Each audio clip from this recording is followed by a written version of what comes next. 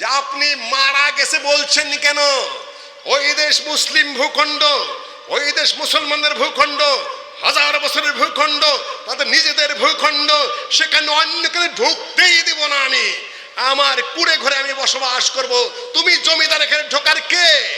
ফকিরেও জান দিয়ে থেকে রক্ষা করবে। সহিহ হাদিস আল্লাহ নবী বলেছেন, এই যে উল্লেখ করেছেন শেখ বিন বাজ এখানে, মান কুতিলা দুনা মালিহি ফাহুয়া শাহীদ, মান কুতিলা দুনা নাফসি ফাহুয়া শাহীদ, মান কুতিলা দুনা মাদিনি ফাহুয়া শাহীদ। নিজের মাল রক্ষার জন্য যদি কেউ মুখোমুখি হয়ে যায়, ওই জায়গায় যদি সে মারা যায় সন্ত্রাসের সাথে, সে শহীদের মর্যাদা পাবে। নিজের জান রক্ষার জন্য যদি কেউ মুখোমুখি সংঘর্ষে লিপ্ত হয়ে যায়, সে যদি মারা যায়, সে শহীদের মর্যাদা পাবে, ইত্যাদি কোরআন হাদিস বলে দিয়েছে আমাকে। আর আপনি কোন ভাষায় বলছেন যে কেন লাগাইলো? আরে মারা যাচ্ছে না, ইনশাআল্লাহ তারা শাহাদাত বরণ করছে। বক্তব্য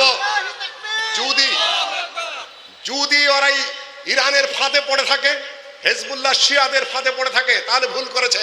ইরান মুনাফিক, ইরানের কাছে ইহুদি আর মুসলিমের মধ্যে কোনো পার্থক্য নাই।